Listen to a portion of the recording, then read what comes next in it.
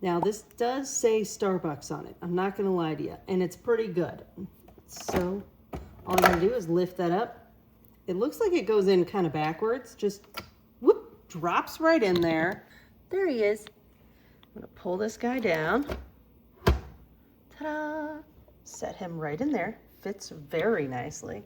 And I've got a little shot and a big shot. I'm going for the big shot. I hit it twice, once to wake it up, once to tell it what to do.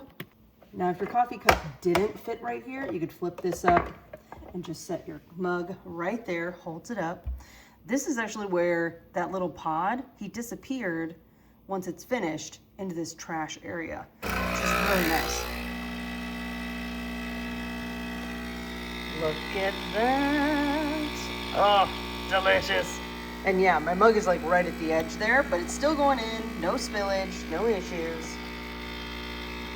And you can see I got more pods ready for the next days or the rest of the morning. This guy has a tank in the back that I fill. Ooh, it's actually getting low. I need to put some more water in there. I mean, it's just so nice. I know it sounds made up when I say stuff like, oh, it tastes like fancy coffee.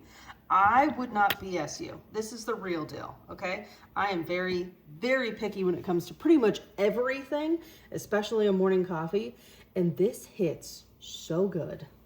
All right. See how it's nice and foamy? Oh, yeah.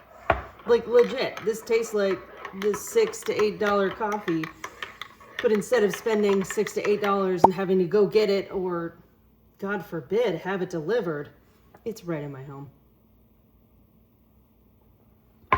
Oh, yes. So it's not just a luxury, it's an investment in joy.